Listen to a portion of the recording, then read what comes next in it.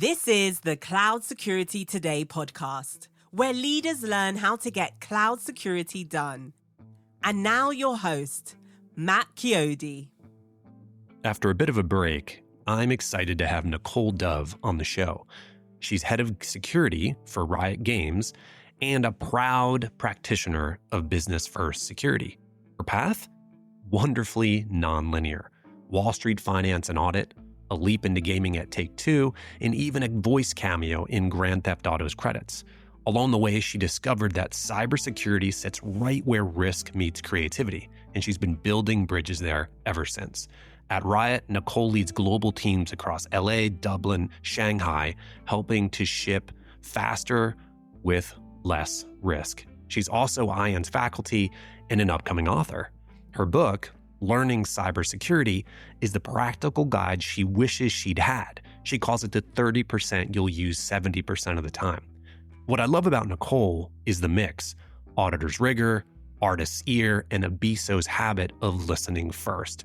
It's a great reminder that careers, like games, get better when you let them surprise you. I hope you enjoy the show. Nicole, thanks for coming on the show. Thanks for having me, Matt. All right. Well, I'm really looking forward to this. So you have, first of all, I always look for people who have interesting backgrounds in cyber, where they came from, and you definitely check all the boxes in terms of being interesting. So you kind of grew up on the audit side of the house. You've done voice work on Grand Theft Auto. I definitely want to hear a little bit more about that. Like, how did that happen? Where is it in the game? Because now I want to go back and actually listen to it. And then you became the head of security for Riot Games. Tell me a little bit around how that diverse background has shaped your experience, especially being in the gaming industry. It's known as being creative. It's known as being super rapid in terms of its pace. How does that approach changed? How does your approach to security change with that? Yeah, so interesting is definitely one of the words that I would use to describe my career trajectory. I will tell you, it's probably leans a little bit more towards chaotic and unexpected, if I were to pick three words, right? Or have three words to explain it. I was one of those kids, I never really knew exactly what I wanted to do, right? I graduated college, I didn't have a full-time job. I took an internship on Wall Street. And for me, it was just about doing things that I found interesting and fun. And I figured out very early that consulting was interesting, but probably not so much fun. And I decided I'm going to go work for a video game company. I went to interview. At the time, it was Rockstar, Take-Two, their parent company. It was chaotic, dogs running around the office. Everybody's in jeans. And you can imagine coming from Wall Street, where we were suited and booted, right? Yes. It felt so refreshing. And that's initially how I just got into gaming. I wanted to do something different. I wanted to do something new. I wanted new energy, new environment. So I went from this really huge Wall Street investment bank to this really big public accounting firm to this teeny tiny video game company who had an office on top of a Best Buy in the middle of New York City. So that's initially how I got into gaming, and I was in the risk management and audit space. Just being nice and talking to people on the elevator, I developed some buddies. We would go to the gym together, and they actually worked on the games. And they needed some extra voices for a few extra random characters, and they were like, "Will you do it?" And I said, "Will you pay me?" They said, "We will not." That's a good question. We will not, but we will put your name in the credits. And so I have an IMDb page with only 2 credits from Grand Theft Auto, but I thought that was pretty cool. And it began to show me that there was so much more to video games than just coding and development, right? There was like this artistic piece of it, which I appreciated because I come from a musical family. So that started my career in gaming and entertainment. And about 3 years ago, I came over to Riot Games, and I'm essentially helping them build their information security, business information security office. So I lead a team of engineers in LA, Dublin, and Shanghai. And I am completely focused on elevating the security across all life cycles of game development. I love that. Now, you got my attention immediately. You said you come from a musical family. What does that mean? Yeah. So I don't know why we don't have a band and like 5 albums at this point. My father has been a musician his entire life. He was originally self-taught from the age of 3. And he ended up going to a performing arts high school. Interestingly enough, the same performing arts high school that I went to. Oh, fun. And he's done everything from Broadway to jazz, to classical. I mean, all kinds of stuff. Plays multiple instruments, sings. I play a few instruments. I sing. I may or may not have sang backup for Michael Bolton live, once or twice. That's not on LinkedIn. It's definitely not on LinkedIn. My team would roast me if I put that on LinkedIn. But everybody on the paternal side of my family either sings and or plays an instrument. That's awesome. Yeah, I like it's that. pretty So, cool. So you come from this musical family. You've done some great things yourself in that space, and you've been in gaming for how many years now? Have you been in the gaming industry? Collectively, about 8. Entertainment, a few more. And so that's a space that is not, that's not a regulated space, right? In terms of it's not like, it doesn't have like FINRA or any of those kind of rules that it's under. There are some rules around when you release games in different countries. For example, the blood may not be able to be read on the cover in some countries. So there are some nuance like that, but there's no, obviously we still need to align with like GDPR and MLPS in China, but it's nothing like FINRA. It's nothing that significant. How is, being in that space now for, I think you said the past 8 years, like how has that shaped how you approach security, like in terms of how you're building your program? And I know we're going to get in a little bit more specifically into your BSO program, but how has that background shaped how you approach security? Yeah. So coming into the InfoSec industry as a non-traditional technologist, I went to school for finance and accounting, right? I did not grow up with ones and zeros, right? So initially coming into the industry, my approach had to be foundations and practicality, because honestly, that was all I had. The advantage, though, was that cybersecurity really is the intersection of risk and technology. And I overextended my experience, or I was overly qualified from a risk perspective. I just needed to grow up on the technology side. The great thing about this industry is technology and things are growing so quickly that everybody's always learning, right? So that's helped a lot. So essentially what I did was I leaned on the business acumen experience that I had from consulting, that I had from audit, the relationship management expertise and training that I had from my career experience. And I leveraged all of that to learn as much as possible, to lean on risk, to figure out what can go wrong and learn about different solutions. And I essentially let that drive how I build out my BSO program. The great thing is that working at a video game company, people are super passionate about the product. We're all there to help people have fun, right? And it's very obvious. And so that actually makes my job a lot easier because people generally want to do the right thing. It's just helping them figure out how to do it. And that's not to say that I'm not, open to taking risk, right? I am. I need to be as a good security leader, but I just try to help them figure out how to do the risky things in the most secure way. What was the hardest thing for you, coming again from a finance and audit background?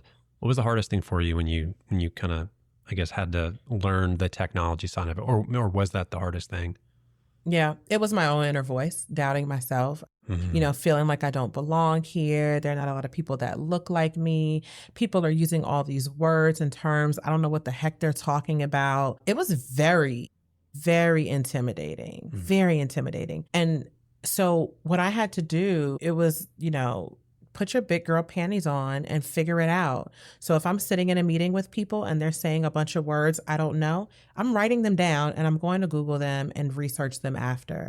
I'm going to sit and listen to Professor Messer on LinkedIn and learn about all this stuff.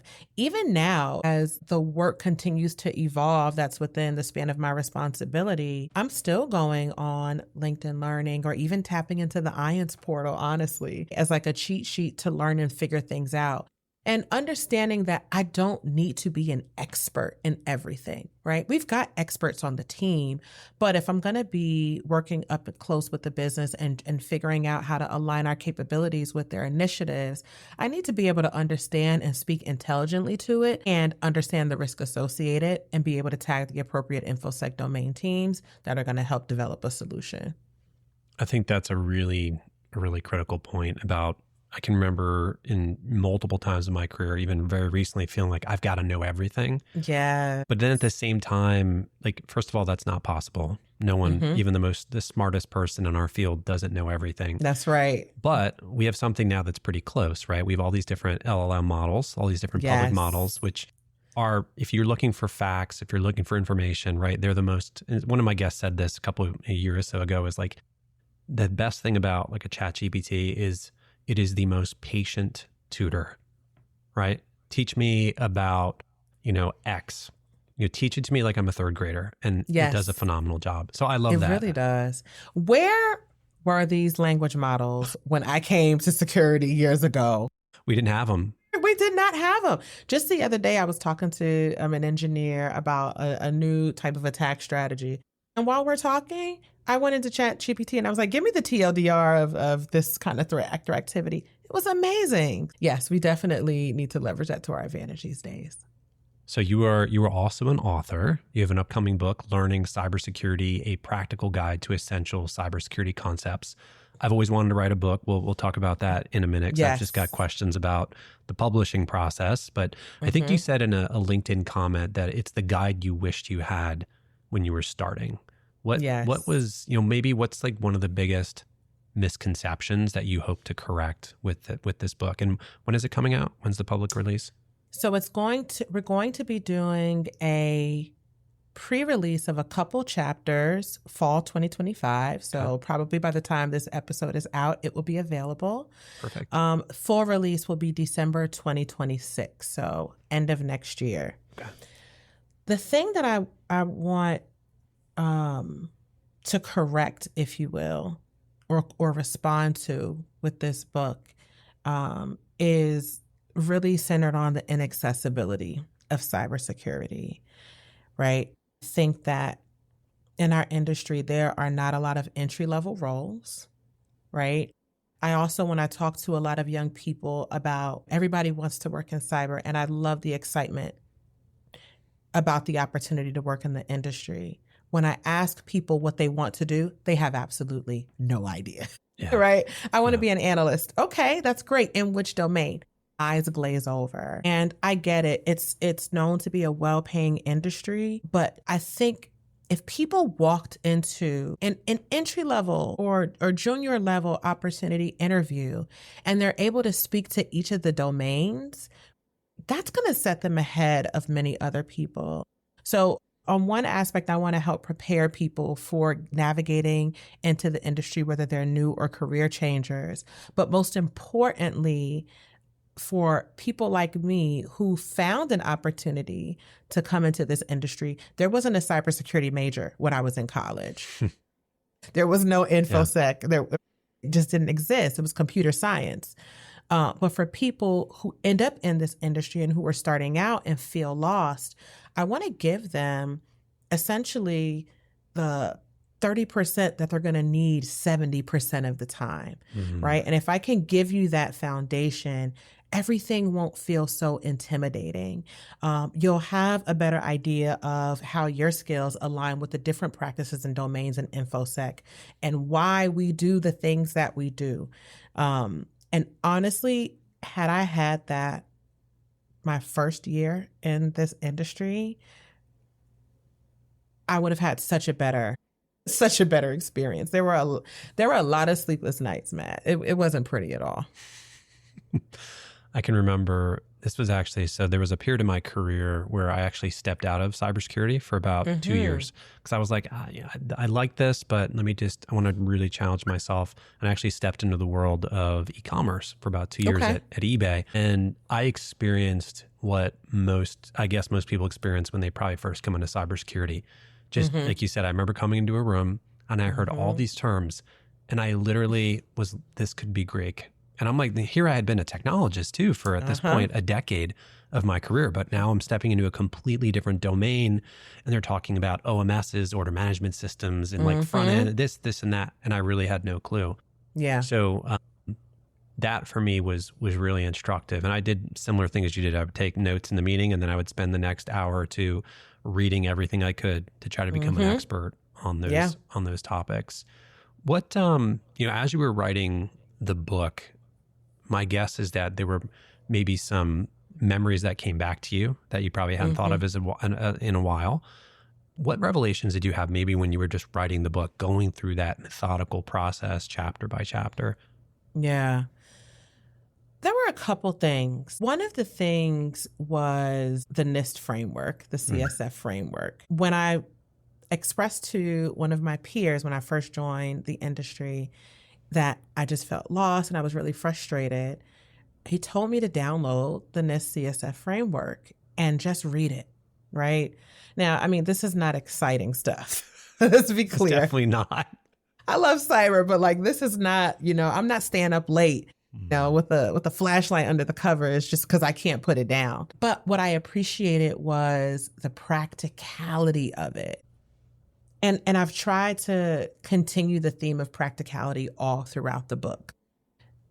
I think sometimes it's very easy for us as practitioners to use so much jargon and so much complicated language because we're in a room with people who understand what we're talking about, right? It's the same as if I sit in a room with my dad and he's, leading a musician's rehearsal, right? They're talking about chords and modulation and they're talking about tempo and forte and mezzo. I understand that because I studied music, but to the average person, they're like, what the heck are y'all talking about, right? So I want to make sure I keep the thread of practicality within it because ultimately when you get out in the field as a practitioner, it's always going to come down to the foundations. Even as we think about artificial intelligence, we're thinking about integrity, right? We're thinking about if you have an instance, if you're using it for work, you may not want to put your intellectual property or sensitive information into a public model, right? So just thinking about how the foundations and the essential concepts are what we need to thrive and be successful in our day-to-day jobs, or even just thinking about entering the industry is something that's been totally key for me. I think when you look at breaches, so there's the DBIR stat it's changed a little bit over the last 2 or 3 years about the human element. I think this year's said 60% of breaches involved the human element. Yeah. And if you dig a little bit more into that, there's not usually like a 0 day that's underlying those types of things. It's the really mundane, boring things in cybersecurity that get organizations into the news. It sounds like that's what you're saying, right? It's like there's just certain basics that even though we're talking about, AI is on the picture now, it's helping accelerate certain campaigns. I think you're saying that there are certain fundamentals that just you need no matter what domain you're going into in cyber, and that they don't change, or at least they haven't changed over the last 20, 30 years. Right. The attack strategy may evolve, but the vector that they are attempting to compromise remains consistent. We will always talk about identity and access management. We will always talk about code security. We will always talk about third-party security. Those things never change, right? And so if we understand the fundamentals of those, I think we're much better positioned to essentially enhance our offense and defensive strategies. Well, I'm curious about the publishing process. I've always wanted to write a book. I've thought about it. I was approached maybe 6 or 9 months ago by a publisher to do it. And I'm just curious, what was it like? Like, how time consuming is it? I'm sure I'm not the only one that's curious about the publishing process. I don't know how I'm still here. Oh man, honestly, that's not making me feel good.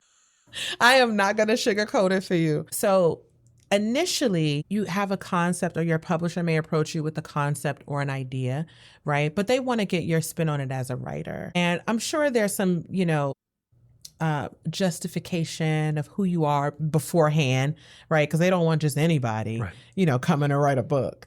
So I'm sure that's a part of it that we get sheltered from a bit. But once you start engaging with your acquisition manager, editor, you know, you start to put these ideas together. And then my process was, once we formulated an idea and agreed upon an idea, you have to write an audition chapter. And depending on the publisher that you're working with, each publisher has different series, and each series has different styles and different pedagogical elements that need to be incorporated. And so I've never written anything in such long form in my life. And then layering on the pedagogy on top of it, I had a really, really hard time. I will say the process from initially engaging with the acquisition editor to getting a contract signed was probably a year and some change. And it got to the point and I was like, okay, I'm the problem, right?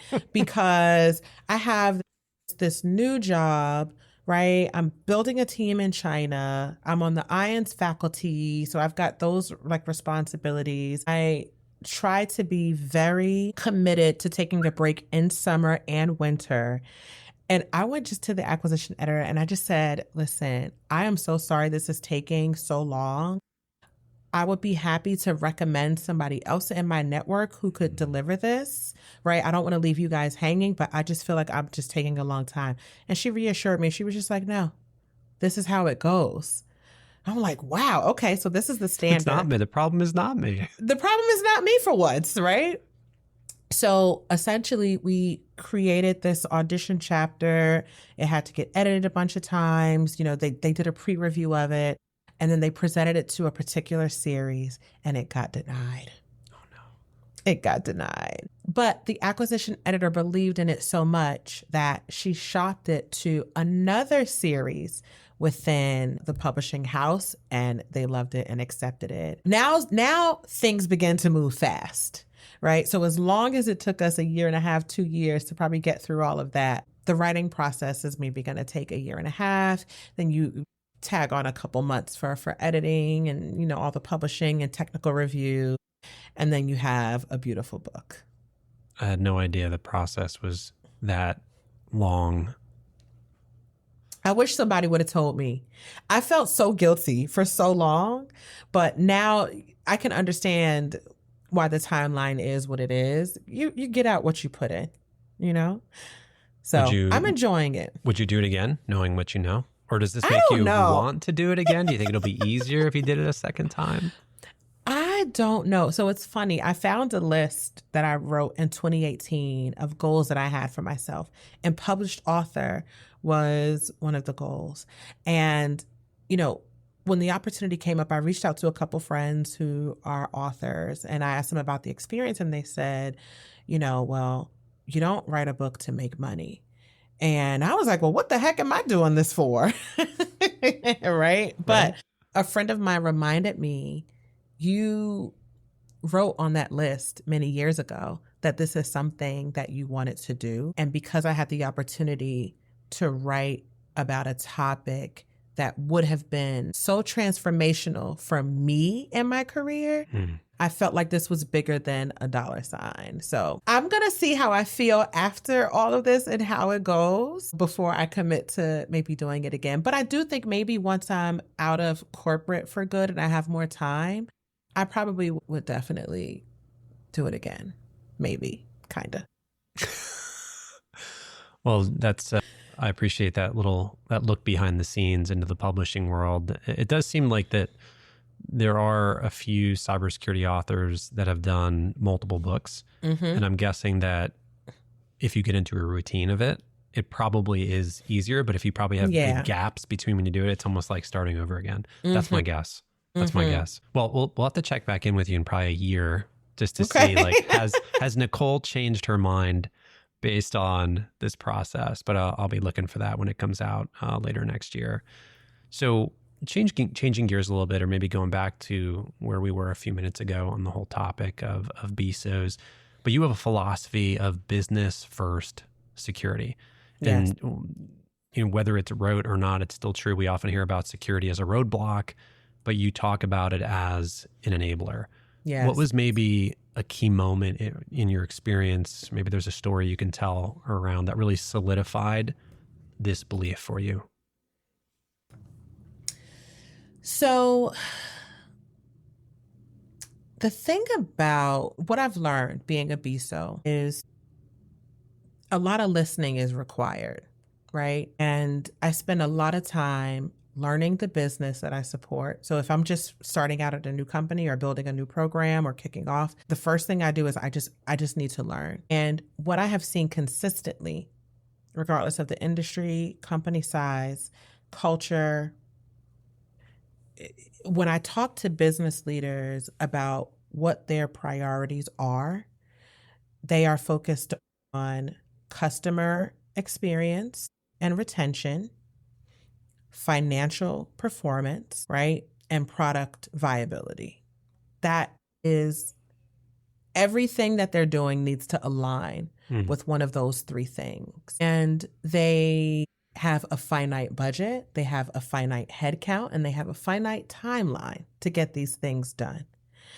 And typically, as you mentioned earlier, cybersecurity gets a rep of like, for a long time, we got the bad reputation of the Department of No, right? Like, they're just going to tell me to do all this stuff. I don't even understand what they want me to do. It's going to push back my timeline, XYZ. And to be honest, I think for a while, cybersecurity teams did earn and deserve that reputation.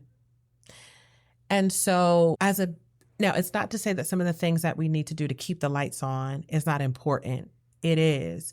But I think we have a responsibility to understand what our businesses are doing and validating that we have the security capabilities to support that.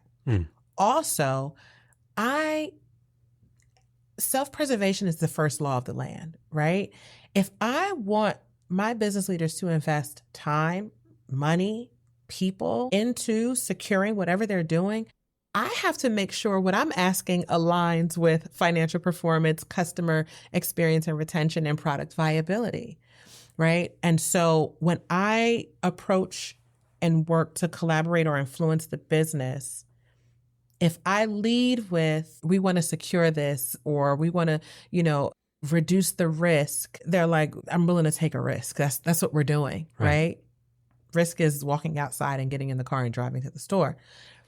But if I lead with the goal of, hey, our customers are saying, or customers are becoming more hip and, more concerned about how their data is treated and stored, or, threat actors are attacking medium, critical vulnerabilities that are unaddressed and taking products offline, which could have a revenue impact. If I lead with something that aligns with the business's priorities, I am much more likely to get engagement and collaboration from them. So especially now as the BSO, because you're sitting in between security and the business. So not only am I leading with business when talking to my business partners, but also when I'm working with the domain teams across security to figure out what initiatives we want to prioritize, and actually helping them be able to translate the business value of what it is that they do. Because we can't just do security for the sake of security. It needs to make dollars and cents. Is there a story, even if it's anonymized, that maybe sticks out that you could tell to illustrate this for the audience?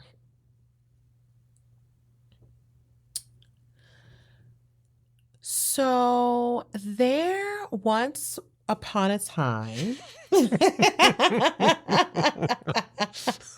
and I'm trying to be careful. I'm like, can somebody reconcile this to my LinkedIn profile? Right. But there was a process that a business had so let me take a step back. One of the things I love to do is start with SecOps data, right? Because it's going to show you, they just see everything. And I always find like a great place to start as a security leader is what are the top incidents at this organization? And is there an opportunity for us to reduce that, right? Because now we're essentially looking at our threat landscape and improving our risk profile. And we kept seeing a ton of misdeliveries of sensitive information to wrong clients. And so we as a cybersecurity team partnered with our product technology team to actually build in data verification checks within emails and within attachments to validate that the data within the document corresponded to the account associated with the to address in the file. And it significantly reduced the number of missed deliveries that we had. That's a good one. That's a good one. Now you mentioned so that the whole concept of a BISO is something it's getting more and more popular, right? I think it's something that's been around for maybe only 3 to 5 years now, maybe 5 years. And you're building that BISO office at Riot Games. And you mentioned before the show that people often put the BISO role into the compliance bucket. They're just there to know the compliance rules for this business unit, that business unit. In your view, what does a correctly structured BISO office do, and how does it drive business goals instead of just checking a compliance box? Yeah. So I tend to see more the compliance thing happen in heavily regulated industries. And I think that makes sense. But I would be remiss if I didn't mention that I think even in those industries, the BISO role has to do a little bit more than just regulatory compliance. A good BISO team is going to make sure that the cybersecurity function is aware of what's happening across the business, right? It's going to be connected to the right players across the business.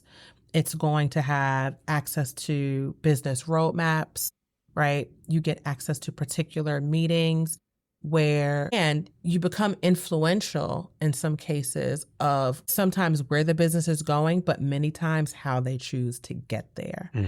Because again, typically when you think about traditional cybersecurity teams, we're doing the foundational, domains, right? We want to make sure that we've got EDR, right? We want to make sure that our firewalls are configured appropriately. We want to make sure that we're doing architecture reviews and code reviews, and we're, doing assessments on our third parties and, that foundational keep the lights on stuff. We need that stuff to be in place, regardless of what organization you're at. But let's talk about video games for a while, right? Well, we need to understand what's our playtest strategy, right? You have an unreleased video game that you want to test out with players, and you may want to do that with people who are not a part of your company.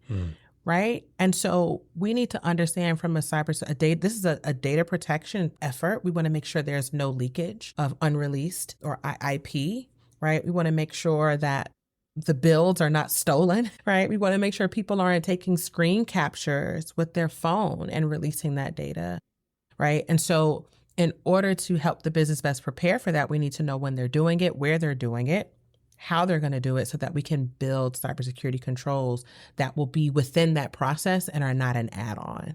So it's all about understanding what the priorities are of the business and making sure that we have tools, capabilities, and services to protect that. And if not, finding those new tools, building those new services, and enhancing capabilities so that we can best support the business. What's one way that, since you've done this role at least, 1 or 2 times before, what I've seen with the BISA roles is sometimes they get so, ingested into that part of the business. They almost seem like they can sometimes lose their cybersecurity side. What have you found? Because they want to enable the business. They are so deeply embedded. Like you said, they've got access to things that a centralized cybersecurity team may never see until, way down the road. Are there things that you might recommend or suggest, or how do you just approach trying to walk that fine line of, yes, being the cyber stakeholder to this business unit, but at the same time, like, how do you walk that fine line between there are some things that we still kind of have to do at a minimum. I still want you to be able to do this. Like, how do you kind of work through that fine line?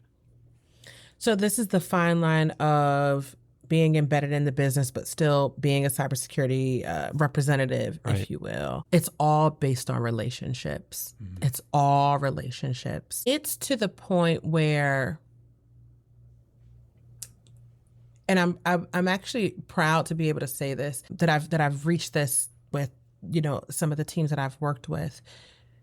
you have to get to the point where people say, I understand that if you're telling me that it needs to be done, Nicole, it's important. Mm-hmm.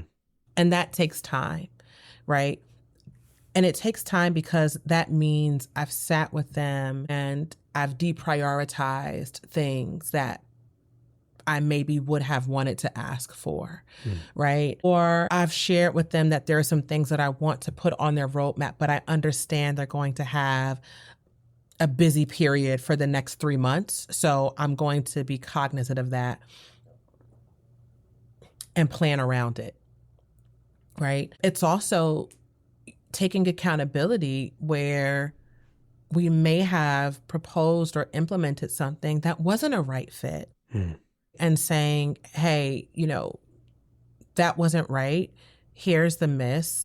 And here's how we're going to make sure that doesn't happen again. So it's not even about always getting it right the first time, but the business needs to see that you understand what they're trying to accomplish and you are effectively balancing business and cybersecurity priorities. But it's honestly, it boils down to trust and rapport.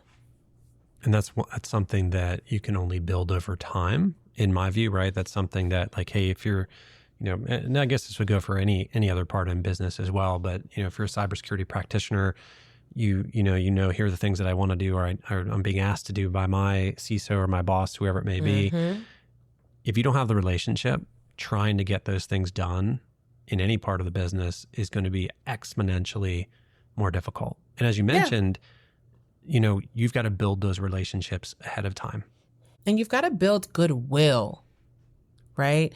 That's why when I initially start meeting, business folks across the business, I'm not shoving cybersecurity down their throat. I don't even want to talk cybersecurity. Honestly, I want to talk about you, your leadership style, your business, your teams, how you're structured, what's on your roadmap, what are your priorities, what are your challenges? Have you worked with InfoSec?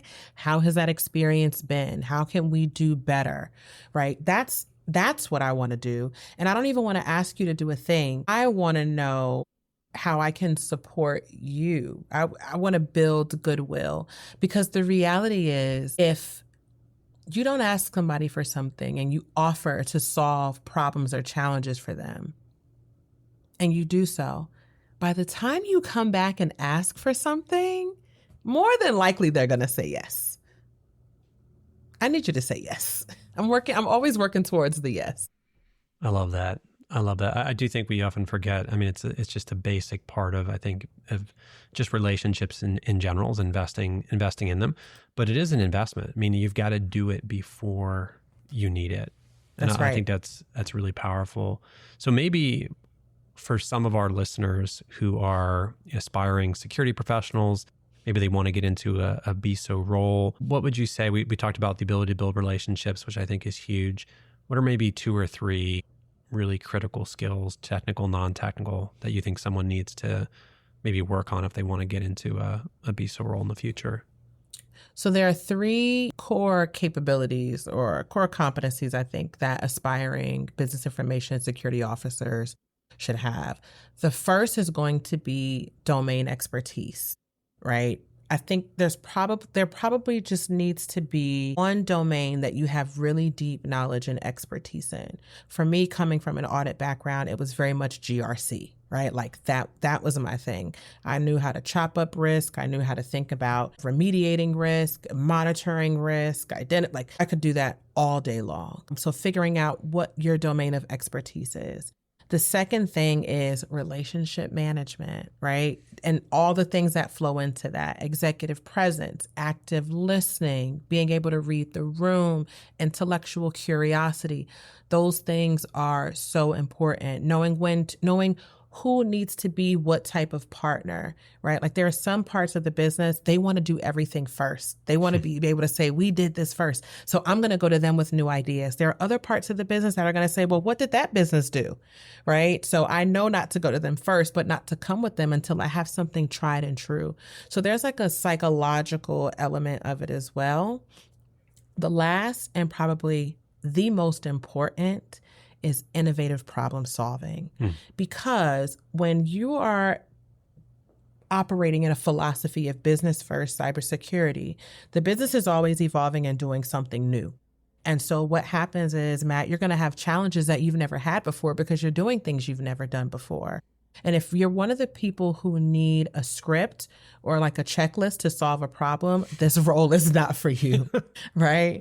Because we are recipe makers, right? We've got to figure out, which bits and pieces of capabilities, tools, and service offerings align best with this situation, right? And will help us get to an ideal state. And sometimes that means trying things out. Sometimes that means things not working. But going back to that relationship management, how do you communicate, right? And work with your business partner so that they know this ahead of time and they're not surprised when these types of things happen. So domain expertise, relationship management, and innovative problem solving. So you have a lot going on. You mentioned you're in the middle of writing a book, you're building a BISO group, you're doing a lot of other things as well. Your IANS work, we're both faculty on IANS. Mm-hmm. What's your personal routine look like to stay sharp? This is probably something that needs development. So sleep is important. Sleep is definitely important. Sleep is a big part of my routine. Staying hydrated and getting sunlight every day is definitely another. I do try to ground pretty often. I don't ground as much as I'd like to, but I definitely try to get that in. But I do like to spend time in nature. So some type of movement. For me, that looks like walking. Like this morning, I walked 3 miles. The morning before, I biked 15 miles. So cycling is a big part of my routine as well. Also, continuous learning. Continuous learning is critical. I have an hour carved out every day for learning. Does not mean that I dedicate myself to that hour every day. But if I can get 2 or 3 hours per week, that to me is really good. And I can spend that time reading, listening to podcasts like yours, taking courses, reading white papers on the IANS portal, but just constant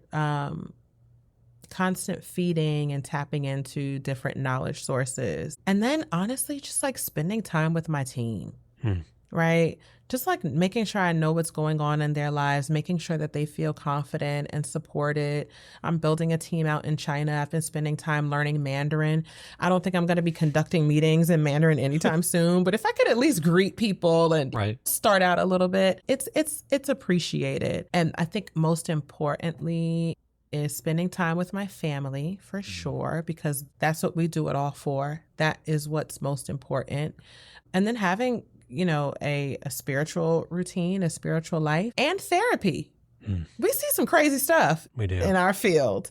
And so just making sure like I'm mentally healthy is amazingly important with the balancing so much and most importantly, having a very high stress role. Well, I appreciate your honesty. I think you actually have a very good routine, a very healthy routine. I always ask, I've been asking this question for 5+ years in the podcast, and I appreciate your honesty that, know, you've got that hour a day on your calendar for learning, but you don't always, doesn't always happen. But I think the importance is you created the routine, and that's what's, I think, is really important. And you brought a lot of things into that routine to stay sharp. So I appreciate that. What's maybe just so last question, is there anything that I didn't ask you that maybe you wanted to cover? Honestly, Matt, you make me want to step my game up as a podcaster.